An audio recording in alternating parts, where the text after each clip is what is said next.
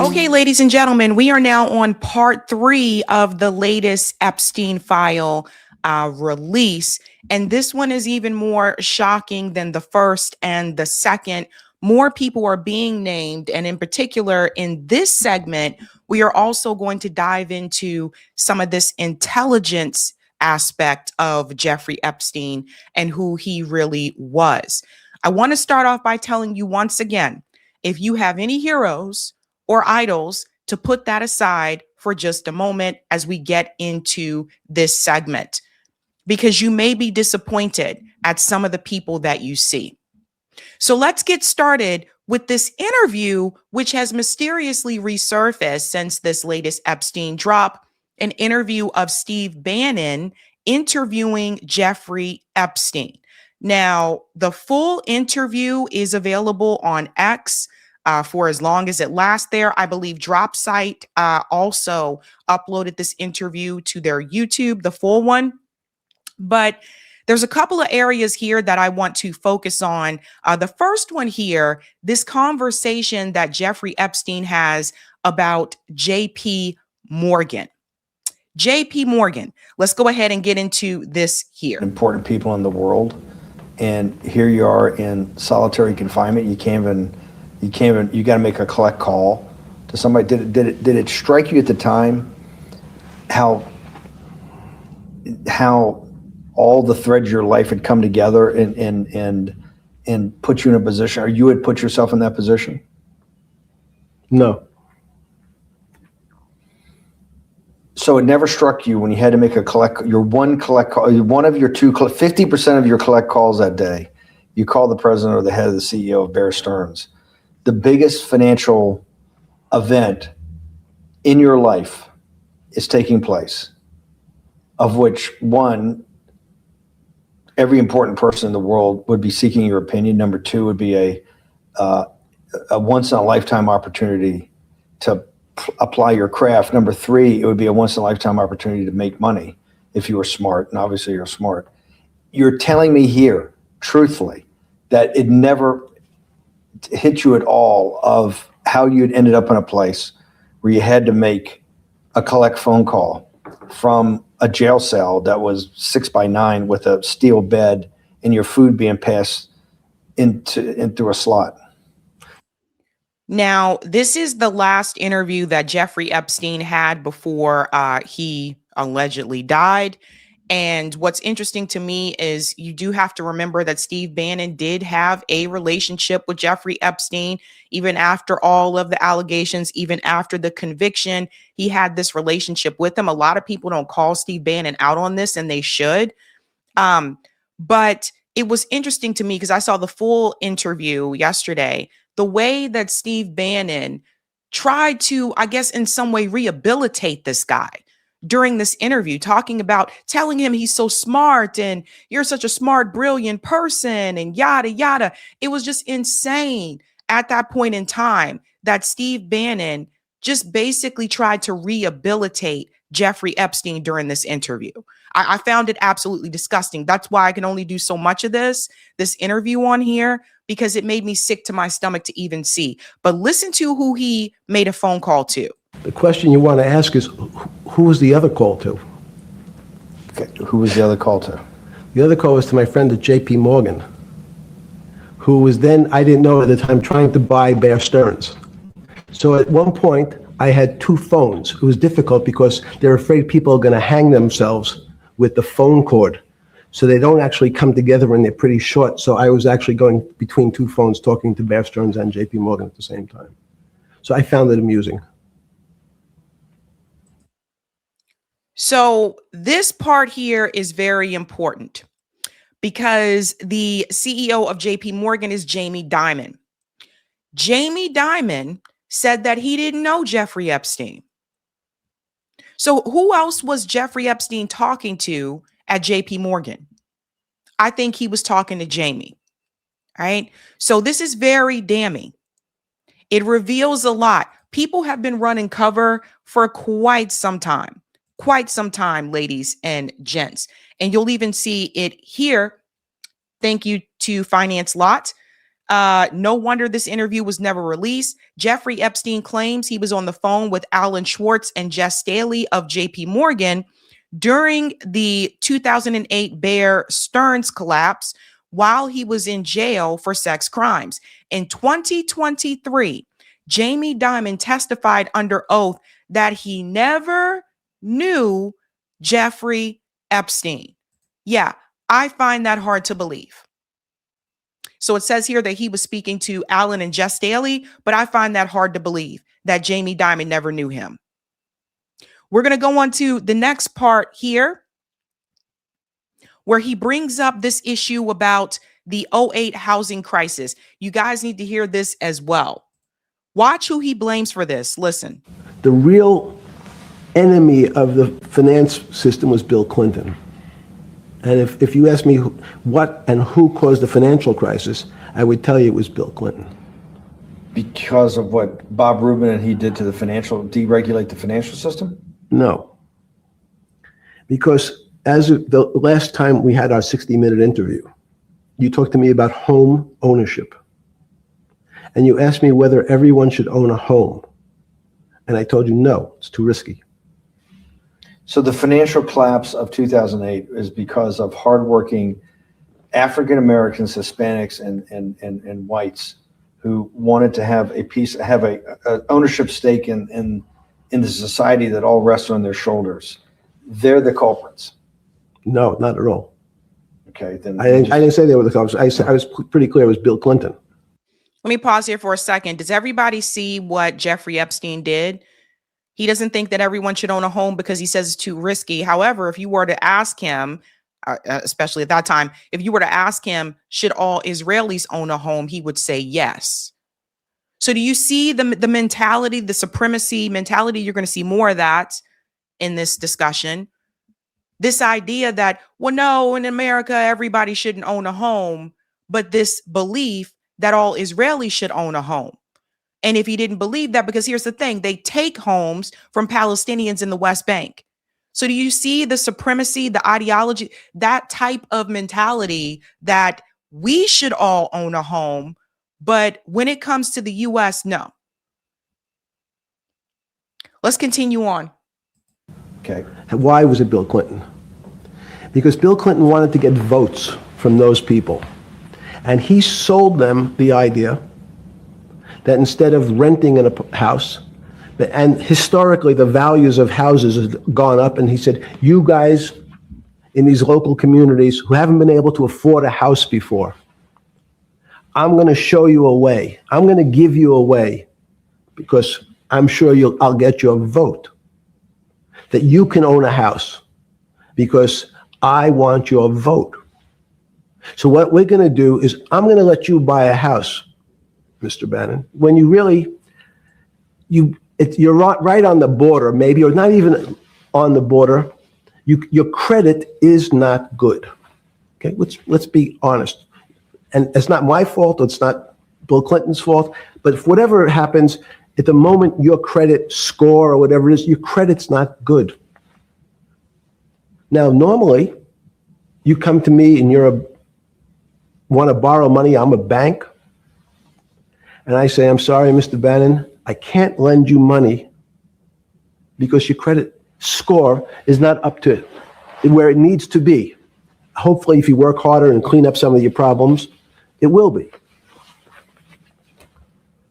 But no, what I say to you is, I'm going to figure out a way to lend you, not give you. I'm going to lend you money anyway, though you don't have a good credit score. And don't worry, I'm going to get rid of the term that you don't have bad credit. Bad credit sounds pejorative. You don't want to be a person. Sounds judgmental. Yeah, sounds judgmental. So what we're going to do is we're going to call your credit situation subprime. Oh, nobody knows what that means. Subprime. That means prime is good credit. Subprime is not good credit, less than good credit. So we'll call it something that people really won't follow. And we'll tell you what, we're going to have people lend you money, though you are a subprime subprime borrower. So it's not people, it was the banks. And what he does not mention is that some of those people that were victims of the subprime mortgage crisis were people who already had a home. Elderly people, a lot of Black elders who already had a home. And these banks were going to them and basically saying, well, you know, if you sign with us, then you actually come out less in the long run and da-da-da. They trick people. They force signatures. There's a whole like docuseries about this, about the subprime mortgage crisis. But they targeted a lot of older people, right? So he doesn't mention that part. Subprime, yes, it's basically people that have bad credit. He's correct about that. But I just find it interesting that this just goes to show you how involved this guy was in some of everything. He wasn't just someone who trafficked people or participated in trafficking and blackmailed people. He was involved with high profile people, the CEO of JP Morgan. He was involved with the banks. He was involved with even the '08 financial crisis. He was all in on that. And you're going to see a little bit more as well. That's how you know he was a spy. Nobody does all of this, guys. Nobody does all of this. Let's continue. And I will figure out some government agencies to guarantee your loan, though I don't think you're a good risk. So the banks say, no, no, no, we don't want, initially. The bank said, sorry, this is too risky, Mr. President, for us. We're in the business of managing risk. It's not our money. It's the hard-working people's money sitting in our bank. We can't lend to people whose credit is not prime. You're asking us to lend to people who are subprime. And he says, here's the key, if you don't, Mr. Bannon, I'm going to make sure the Justice Department charges you with discriminatory lending because you refuse to lend to my subprimers. In business terms, you should never lend to. But what we'll do is I'm going to form an agency called Fannie Mae and Ginnie Mae, just another agency names. They'll guarantee your loan. So don't worry. Don't worry. You don't have to pay it back anymore. Even though and maybe you don't even have to work as hard anymore. That's probably a harsh statement, but these players, these two big. So the point that I want to make here is the '08 housing crisis, for those of us that were alive during that part, like I remember all of this. It was a very, very, very troubling time economically. And basically, like you had these players, like it's not just about Bill Clinton. Bill Clinton moved the Democratic Party further to the right. But it's not just about Bill Clinton. The reality is the banks, the elites, they played with people's lives. They played with people's economic future. That's really what a lot of this is about. This is what they do to poor and working class people. And I sincerely hope that what you guys are seeing with the Epstein files is that, yes, this is bipartisan, as I've been saying for quite some time, but also it is us versus the elites. It is us versus the billionaires. These are the people who make decisions. And you're going to see that with even one of the audio calls that was released in the Epstein files as well. Steve Bannon also went on to ask him if he was the devil. Listen to this. What are you, class 3 sexual predator? Tier 1. What's tier 1's the highest and worst? No, I'm the lowest. I'm the lowest. Your child's life. Do you think you're the devil himself? No, but I do have a good mirror. It's a serious question. I'm sorry. Do you think you're the devil himself? I don't know. Why would you say that? Because you have all the attributes. You're incredibly smart. You remember the devil is somebody knows what? The devil's brilliant. You read Milton's Paradise Lost. No, the devil scares me. Satan is at the number 1 or 2 archangel, and the reason he goes to hell and leads the rebellion is because he can't be the top guy. And his thing is, I'd rather reign in hell than serve in heaven. I saw that in a movie. So here's the thing.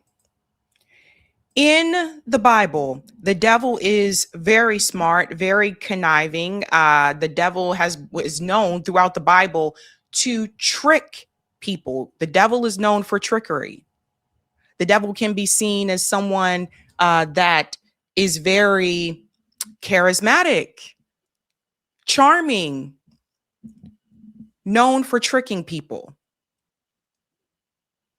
So Jeffrey Epstein plays dumb here, but he knew exactly what Steve Bannon was talking about. And the fact that Steve Bannon even wanted to sit down and have this interview with him and act like it's embarrassing. Like I said, he needs to get more pushback for that.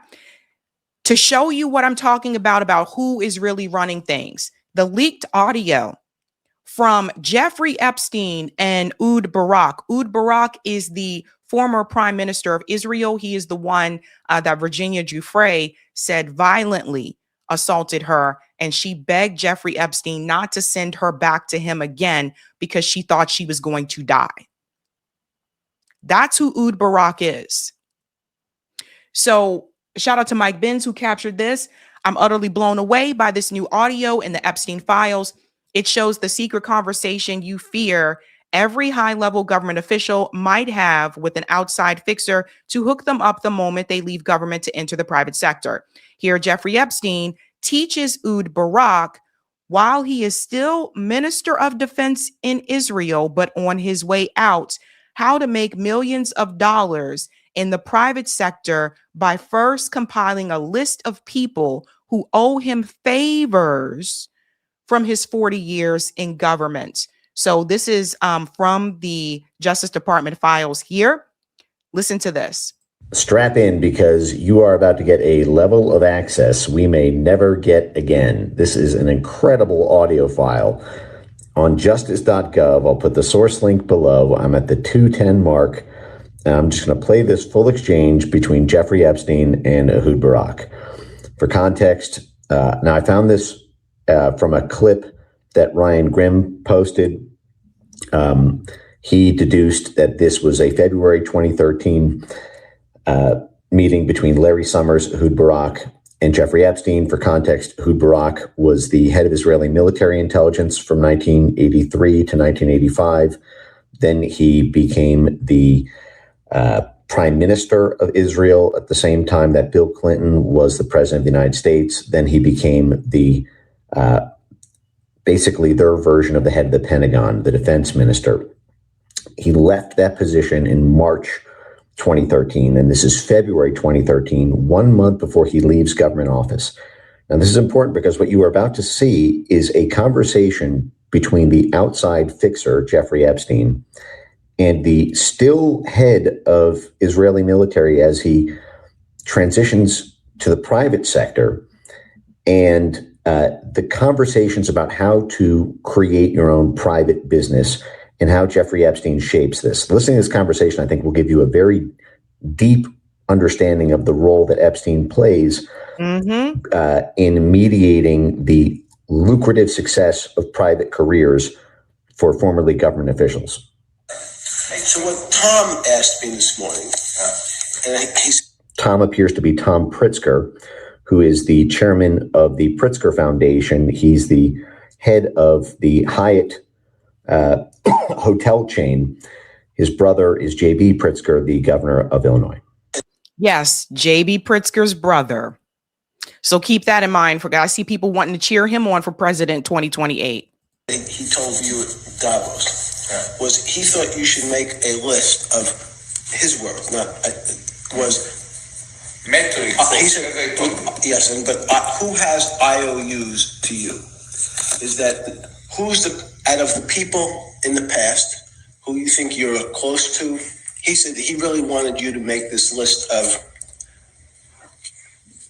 this person owes me a favor, this person owes me his life, this person owes me his job. So what you're hearing him say, again, this is someone who led Israel's most elite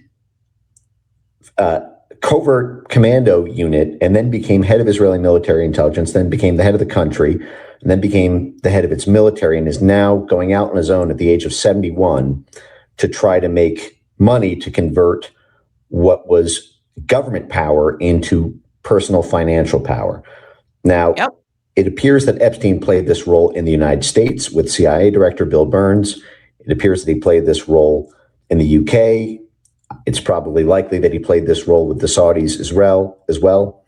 But this is a very instructive teaching moment for what a fixer tells a government official to do to convert his government power as it is cresting into a personal business empire. And the thing that he tells him to do is not market his skills or knowledge, but rather to compile a people index of people who owe you favors. And this is where the blackmailing comes in, ladies and gentlemen. So this is how it works. Let me go on a little bit more here.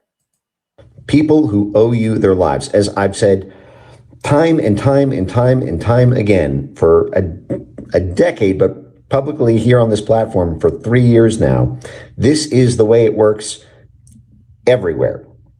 And whether it's Jeffrey Epstein or whether it's someone from a NGO or foundation or someone from a fund, the incentive in government is to accumulate people who owe you favors. That way, when you go out on your own in the outside, you are placed on lucrative board seats.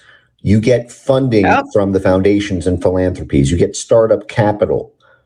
You get a huge sinecure, not for your government work, but for the moment you go private after your government work, because people owe you IOUs from your time in government. This is how the State Department gets captured. This is how the CIA and Department of War and USAID and these things get captured, because the incentive goes from being about doing what's best for the country to doing what's best for outside privateers. That part right there. And you often wonder, why are our politicians not fighting for us? By the way, they all know this. The politicians in DC, they know this. They know how this works. This is why I say, put aside any heroes or idols that you have, because they play the game. And the ones who are not willing to play the game anymore, they're removed or they're pushed out. That's why Marjorie Taylor Greene is no longer there. That's why they're putting up all this money, billions of dollars, to get Thomas Massie out. The ones who say they're not going to play the game, they are gone. So they all know. We'll get into a little bit more about that in just a second as well. Who then owe you favors, IOUs, so that you yourself, when you leave that government post, are able to get those board seats, book deals, stock options, consulting agreements, VC capital, you name it. I'm going to keep playing. This person owes me. Yeah, okay. And so you got to work it backwards and say, here is my, instead of thinking about what the opportunities are first, because right now you're focused on opportunities. Yeah. I need you to focus on your personal balance sheet in terms of competences. What's your real strengths? What's the liability? One of the liabilities is you're 71 years old, so you can't be in business. It takes 20 years to make money. Yeah. We have to make money in the next 3 years. So people, competence, things. So I talked to Ian yesterday. I asked him to come. Yeah. He flew in from London. He's great for an hour. What was his impression from the... So same thing. Because he's very connected to Samsung. Very. Who? Samsung. Korean. Samsung. Yes. Yeah. Very. Yeah. They pay him $3 million a year. Just to make PR? Yes. He has 10 companies like that now. Oh. Okay. So he said there's this company called Lookout. He said he mentioned it to you. Mm-hmm. LOOKOUT. Yeah. Yep. He thinks they'll pay you a couple $1 million to be on the board. Yeah. That would be good. I understood. So there you go, folks. This is why I say, it's not necessarily how hard you work in life. It's about who you know, right? But the blackmail has been happening for quite a long time. This is not something that is new. In fact, you're going to see a video here. Another one, former Mossad officer Ari Ben Manash claims that Epstein Island was an intelligence operation. So here we go again. Some years ago now, Jeffrey Epstein is dead. Now, Ghislaine Maxwell, there are reports she's in Paris. You maintain that it was your employer, Robert Maxwell, owner of the Daily Mirror. You say that he was an Israeli agent, and as was his daughter. He was not my employer. I would like to correct that. Okay. We worked together with him. And you say that his daughter, Ghislaine, also, though, worked for Israel, and it was Robert Maxwell who introduced Jeffrey Epstein to Ghislaine Maxwell way before the 1990s, as mainstream media is reporting. Correct. Mr. Epstein was introduced to Ms. Maxwell probably sometime in the 80s. And Mr. Maxwell also thought he might be introducing a fellow to date his daughter. He tried to do a favor to his daughter, to find her a shidduch, as they say in Hebrew, a match. Okay, and that didn't really quite work out. I suppose what the most alarming allegations that you've been making are that the entire Epstein operation was a honey trap operation to entrap politicians, policymakers, celebrities, people in the media eye, basically to become Israel's assets. Correct. That it became basically an intelligence operation to entrap different politicians around the world. And that's what it is, folks. And of course, the trafficking is mixed in with that as well. Epstein had people on video. So it's like, now I have you on video with underage girls. If you don't do what I say, this information is going to get out. So that whole island, this was all one big intelligence operation. Now, again, that's coming from someone who was former Mossad. Another thing, when people say that we have to have Israel as an ally, this is another excuse that you can use other than the genocide, is this: blackmailing our politicians, right? So more is coming out. Here's another one that's coming from the files here. Epstein says Robert Maxwell was killed for threatening Mossad. Let's bring this one in. An email here from Jeffrey Epstein. Robert Maxwell threatened Mossad. He told them that unless they gave him $400 million to save his crumbling empire, he would expose all he had done for them. And that time, he had free access to Margaret Thatcher's Downing Street, Ronald Reagan's White House, to the Kremlin, and to the corridors of power throughout Europe. Maxwell passed on all the secrets he learned to Mossad in Tel Aviv. In turn, they tolerated his excesses, vanities, and insatiable appetite for a luxurious lifestyle and women. He told his controllers who they should target and how they should do it. He appointed himself as Israel's unofficial ambassador to the Soviet bloc. This was March 15th of 2018. Robert Maxwell was Ghislaine Maxwell's father. So now you're seeing more information about this. Remember, they said his death was suspicious. Now we have an email that shows that Robert Maxwell threatened Mossad. So if I were to make a educated guess, which I think many of us have believed for quite some time, they got rid of him. They got rid of him. Here's another one here. We knew about Epstein being Mossad. It also goes on to say here that Ghislaine also was Mossad. Let's go ahead and bring this email up here. This one was August 5th of 2021. Right about here. I suspect Robert, Ghislaine, and Jeffrey were all Mossad agents trying to blackmail leaders in the political and financial world. At the end of the second Black Book, an organizational chart details his East 65th Street operation with potential co-conspirators and the physical location of the apartment for models. The chart may help your investigation on your case. And so when you get upset because the intel agencies that we have in this country is not really trying to take down Jeffrey Epstein, you have to understand, not take down Jeffrey Epstein, but take down the people that were involved in the trafficking.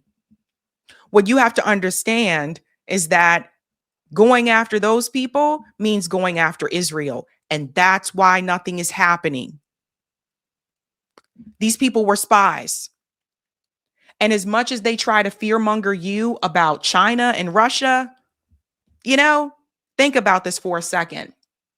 Even here, there's email that confirms that Epstein brags that he represents the Rothschilds. We all know about the Rothschilds, don't we? Here's an email here from Peter Thiel. This was 2016. Right about here at the bottom, Jeffrey Epstein is sending this to Peter Thiel. As you probably know, I represent the Rothschilds. I was hoping to figure out a way for the bank that has 160 billion in management can do something in tech. Best client list in the world. Prehistoric products. It can wait. Good luck in China. I'll be in Europe again 2028. The 20th through the 28th. Then island. So if you want to come around the world going west, come to the island, or if you would like to meet in Saudi at the end of the month. Peter Thiel then responds, certainly not in Saudi. Just think I will avoid the Middle East for the next decade or so. Should be back on the East Coast in late April, May, sometime in New York City or on the island, then ... So email confirming Jeffrey Epstein represented the Rothschilds. Again, Whitney Webb has been vindicated over and over again. Now we have to get to this part here, the Goyim issue. Listen to this guy here. This is also, of course, in the Epstein files. This is wild. Oh, here we go. Goyim were born to only serve us, he said in a 2010 sermon. Without that, they have no place in the world, only to serve the people of Israel. Guys, this is insane. That is the supremacy. You can see the data sets right here, guys. This is the way the Jew make money and made a fortune in the past 10 years, selling short of shipping futures. Let the Goyim were born to only serve us. That's the supremacy that I was talking about. There's no allyship with Israel. Israel, like this whole supremacy mindset is that they're supposed to be above us. You guys see the problem with not having any type of horizontal infrastructure throughout the world where we're all on an equal playing field? As long as someone's at the top, people will be at the bottom. And that's the same for the billionaire class as well. So there's the supremacy. Like I said, you notice it right now with Donald Trump's administration. All these moves that Donald Trump has been making is doing nothing but continuing to build Israel up, not to build up the infrastructure and the economic future of people here in the United States. It's all to build up Israel, not us. Now, this one is also insane. Here's another one similar to that issue. A shocking letter mentioning Mormon blood. Let's get into this one. This is another one I found very yikes. Right about here. I had an inspiration and asked the chef to bring me an extra large turkey baster, and in a beautiful fertility ritual created my youngest daughter blank. At first, Jeffrey was furious, but I pointed out that by staggering daughters every 8 years, he would always have a supply of ripe girls at his disposal. He bought me a house at blank, got my oldest daughter into blank. I'm assuming that's a school. By donating $50,000 to gender studies program and paid for my youngest daughter to attend blank.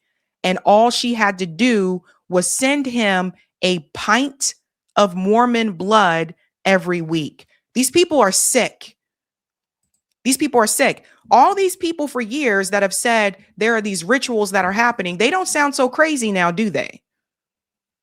This also goes to show you how the rich can just buy what they want while you're sitting at home working hard to try to get into these elite institutions. They can just buy their way in. And that's the way it's been. And this is why I've continued to tell you guys, they have to keep us divided, left versus right, so that we're not focusing on who's really running things. We are not in charge. They are. This is sick. It's absolutely disgusting. But here's something even more disgusting. We get to this part here. Let me bring this in. In this email, Epstein says Davos can replace the UN. Let's get to this one. So you guys see, they've been planning this stuff. Actually, let me come back here because it's bigger this way. Let me pull this up here. I don't know what I just did, but here we go. Okay. Right here from Jeffrey Epstein, Davos can really replace the UN. Cyber, crypto, genetics, intel coordination. I think his abbreviation for intelligence coordination. Like my stint at the Trilateral, issues now need to deal with distributed trust and internet fallout. So here's Jeffrey Epstein talking about how Davos, and it looks like he's responding here to Brende Borge. Davos needs to replace the United Nations. We all know that's where they host the World Economic Forum. So again, putting the power back in the hands of the elite, allowing the elite to run things. I cannot say it more clear than that, ladies and gentlemen. I cannot. And that brings me to the media, because the media is implicated in a lot of this as well. The corporate media. One of the people who is named in the Epstein files is Harvey Levin from TMZ. Let's go ahead and bring this one up here. Harvey Levin is in the Epstein files, not as a accuser, but in a media apparatus way. And you guys need to see this here as well. Let's start down at the bottom with Jeffrey Epstein. Zuckerman suggested shorter and punchier, no attack on the press. Plead guilty to solicitation, no tabloid exaggeration of pedophilia, paid a price, no allegations of minors since 2005, suggests leaking to London press the absurdity of Fergie's statements. There were law enforcement people in my office when I was on work release that let her, I can't see this part here. Sorry, guys. Then it goes up to this part here. Epstein to Mike Citrick. I'll say for the right time. And then this part right here, Mike is responding to Jeffrey. Tried to call you. Harvey Levin, who runs TMZ, is a good friend. They haven't reported on this at all, but I might be able to get him to do something on the Duchess and her back pedaling. So that was March of 2011. So this is the point that I want to make about the media, because here's the reality, folks. Corporate media has not discussed the Epstein files in the way that independent media has. Corporate media for years didn't really want to name any names. But you had Whitney Webb out here for years investigating and discussing the Epstein files, and also, of course, writing books about the Epstein files. Not once did Whitney Webb appear on corporate media because they would not allow her to. So when you see CNN, MS Now, Fox News, all of them all of a sudden, oh, look at all these names that appeared here. You need to ask yourself, why were they so silent all those years? And why is it okay for them to say it now? These aren't all of the Epstein files. There's still files that have not been released. This is just what they're allowing us to see. Is the wizard fully pulling back the curtain? No. The wizard is just giving us a peek. So it's what they're allowing us to see. And what was really catching there is that even at that point, after Jeffrey Epstein had been accused yet again, and it was in the media, Harvey Levin and TMZ had not covered it. Now they've covered these, updates of files. They left some names out though. People were calling out, oh, they're not mentioning these people.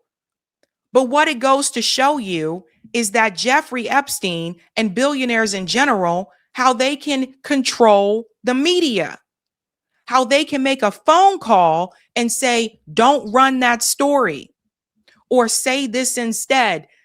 Mike is saying in this email to Jeffrey Epstein that Harvey Levin is a good friend. Maybe I can reach out to him and have him on our side. So the media is controlled. This is what I've been telling you guys for years. You see what they want you to see. That's how this works. And speaking of the media, let me go on to this part here. Here's another one, because like I said, it's a lot of information. Even when it came to Wikipedia, okay? This is from Al Seckel to Jeffrey Epstein. They have all sorts of protection around your mugshot picture on Wiki. And so we are hacking Wiki now to remove it and replace it with the photo that you sent, which will have the headline, Jeffrey Epstein, businessmen and philanthropists. By the way, we also took out you in the sex offender category and removed the headline in beginning sentence from Wiki that also stated sex offender. And now it just reads businessmen, philanthropists. We recorded the IP addresses of the people who were going in and changing our edits back and actually hacked the site to block them back in. That's why the site has been stable. Once again, wealthy people coming in and controlling the narrative. So what you see is what they want you to see. And you need to have this perception about everything. Whether it's Google, a Google search, whether it's Twitter, whether you are seeing what they want you to see. What they don't want you to see will be gone. But that goes to show you the hold that they even had on the media. Now, I go back to Whitney Webb when she came on the show before, because I want you to listen to what she said about the media and the Epstein coverage. People in a protected class, you don't really get to talk about all of these ties. People do talk about it and can talk about it. I would like more people to talk about these figures that are still sort of influencing things and aren't so much in our face. But again, mainstream media and some of the bigger voices and independent or alternative media, this kind of stuff doesn't really get a lot of coverage and people's Epstein stuff. Like I said earlier, it's so partisan. If you're in like the right wing sphere, it's like Epstein Clinton, and if you're in the left sphere, it's Epstein Trump.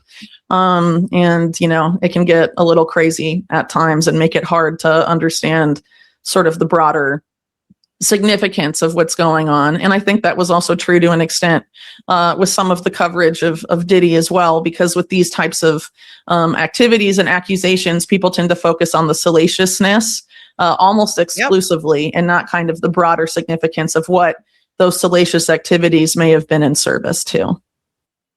Right. And if you pay close attention, the way that corporate media is discussing the Epstein files, then you will notice that they're making it a partisan way. And it's not partisan. There's a reason why they haven't brought her on. So all these corporate media, networks that are now all of a sudden like, oh, we have a conscience. Let's talk about who's in these files. You need to ask yourself why they have permission to discuss it now and how they're discussing it and who they're mentioning and who they're leaving out. Whitney Webb not invited on corporate media. Whitney Webb not invited on some independent media on YouTube. She has been discussing this for years. She wrote 2 books about it. She's wrote numerous articles about the people and their ties and connections to Jeffrey Epstein. And now it just drives me crazy that now all of a sudden, Jake Tapper and Jesse Waters, now all of a sudden people are like, oh, look what we found out in the Epstein files. These people have known about this for years and they were told to say nothing. So as long as the media, mainstream media, corporate media, as long as they control the narrative, you will see what they want you to see. Another damning thing that came out in the Epstein files, and this is very, very, whoa, that has to do with RFK Jr.'s ex-wife. Remember when RFK was asked this question here about Israel's hold on the U.S. from Dave Smith? Do you have concerns about the level of Israeli influence in our politics here in the United States of America?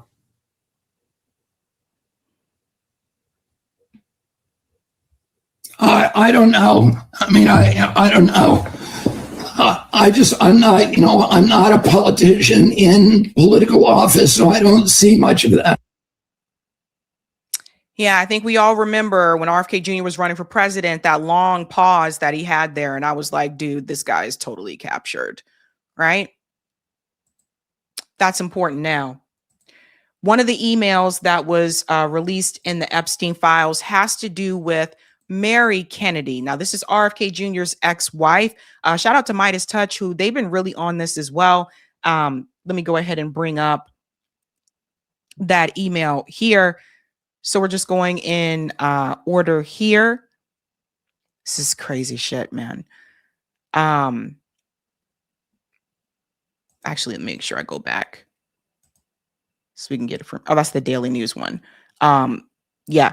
RFK Jr. failed to give proper permits to move wife Mary Richardson Kennedy's grave. Remember, she died and it was, the cause of death was that she did it herself, right? And it was rather suspicious at the time. People were like, okay, it's just kind of weird. It says Mary's fingers were bruised and her fingernails were blue. The report showed that.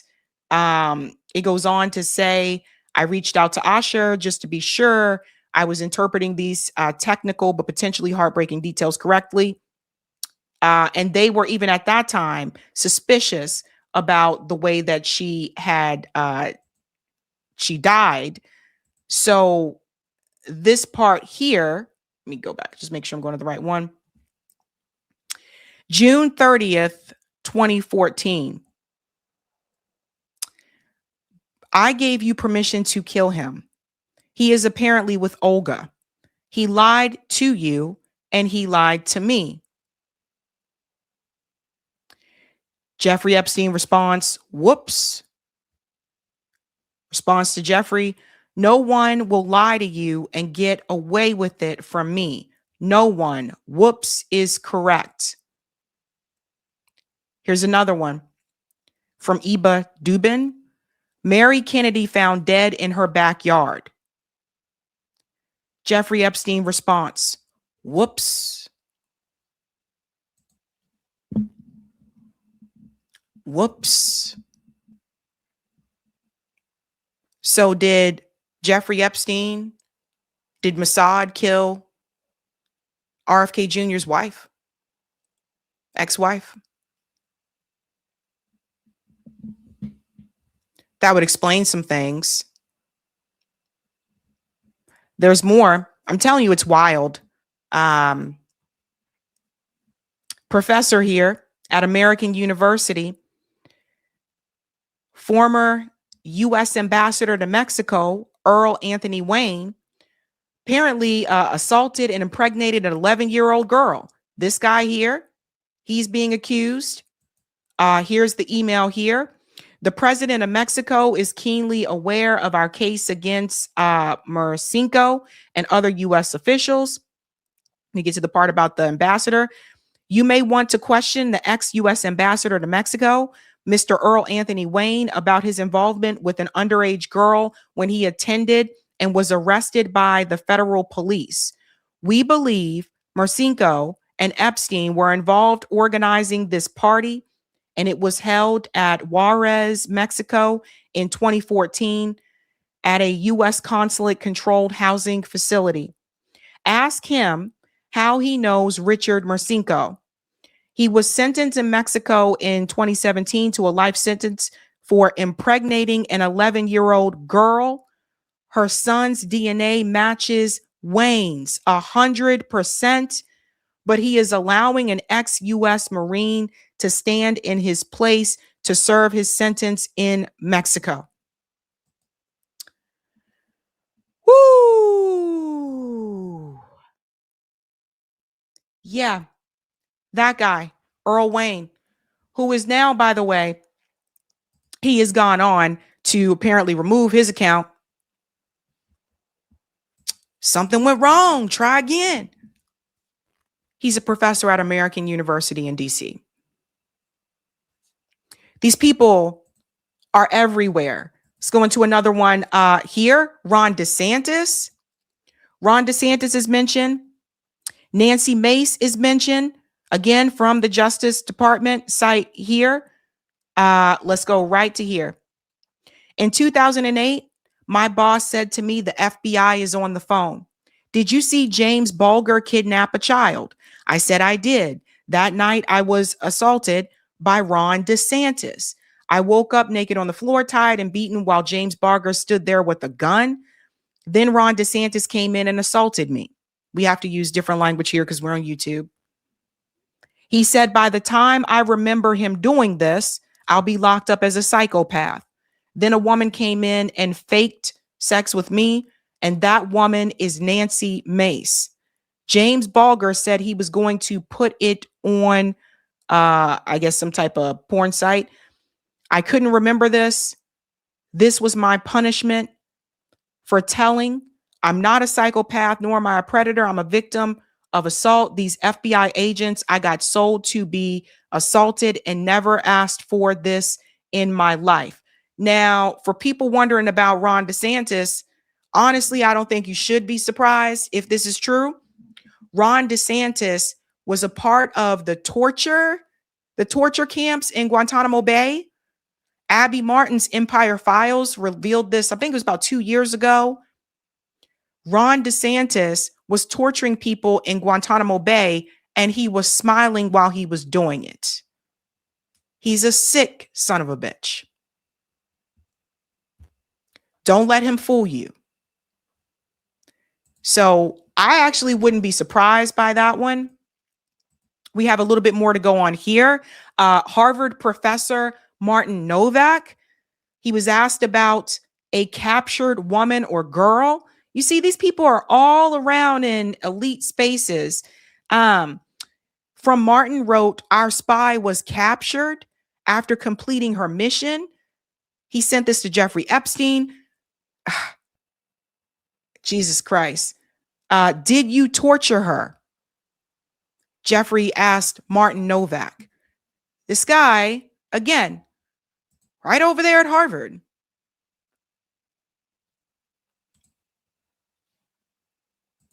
I hope people are starting to see who's really been running things. Here, former FBI Director Andrew McCabe is also accused of being a child predator here. Several years ago, FBI agent Andrew McCabe put a FISA warrant on me unjustly. I witnessed him pay a woman to have sex with her underage daughter. I don't know how I got to this place, but I remember a man telling me to get up and stop him. I got up and I looked at the mother and Andrew, but I wasn't brave enough and I couldn't remember all these years. This was just another time I was taken from my bed at gunpoint. I'm a victim of being assaulted several times and set up by the Winter Hill gang members. Winter Hill gang members that are FBI and CIA. The Winter Hill gang comes out of here in Massachusetts. Whitey Bulger was a part of that gang. So you got former FBI there accused as well. And this is one that leftists need to come to terms with. We don't see any accusations against Noam Chomsky when it comes to assault. But what we do have to admit is this. Epstein was sending Noam Chomsky links to neo-Nazi websites. You can't make this up. This relationship that Noam Chomsky had with Jeffrey Epstein, as I said, going into this, you need to put hero and idol aside. You do not know these people. Noam Chomsky had a relationship with Jeffrey Epstein after he was convicted. After. And I know a lot of people, a lot of lefties, they feel really uncomfortable about this. They don't really want to talk about it. When it was first revealed 2-3 years ago about his relationship with Epstein, I covered it on the show and some people were really upset. And I said, this is why you cannot have people as heroes. Okay. The heroes that you want are the people within your community. It's not these distinguished professors. It's not the athletes. It's not the entertainers. It's not the celebrities. It's not the politicians. It's the people doing the everyday work in your community. It's you. Noam Chomsky had a relationship with Jeffrey Epstein after he was convicted. And this is something leftists need to come to terms with. Listen, I've read Noam Chomsky's books too. But that doesn't mean I'm going to give him a pass. And he also, and this is the more damning part, I think, he was giving him advice on how to deal with it. That is also in the Epstein files, the latest drop here. Noam Chomsky giving Epstein advice on how to outlast the pedophilia allegations against him. Anyone running interference for Chomsky at this point needs to be thrown in the garbage bin. Here's the email right here from Matthew to Jeffrey Epstein here. Actually, we got to go to this one first. To Jeffrey. I've watched the horrible way you're being treated in the press and the public. It's painful to say, but I think the best way to proceed is to ignore it. I've had plenty of experience though of course not on this scale. A Google search will bring up tons of hysterical accusations of all sorts, even groups devoted to vilifying me. I pay no attention unless I'm approached for a comment on a specific matter. It is a nuisance, but it's the best way. The same conclusions from experiences of others, in some cases, close friends. What the vultures dearly want is a public response, which then provides a public opening for an onslaught of venomous attacks, many from just publicity seekers or cranks of all sorts, which are impossible to answer. That's particularly true now with the hysteria that is developed about abuse of women. He called it hysteria. Noam Chomsky. Which has reached the point that even questioning a charge is a crime worse than murder. For virtually everyone who sees any of this, the reaction will be where there's smoke, there's fire, maybe raging fire. In general, it's best, I think, not to react unless directly questioned, particularly in the current mood, which I presume will fade away, he says, even if not in time to prevent much torture and distress. Hard to say, but it's the best advice I can think of. No. And I'll tell you, I contacted Noam Chomsky years ago. He responded to that email. That's his response. That's how he signs off, like that. So Noam Chomsky was giving Jeffrey Epstein advice on how to deal with it.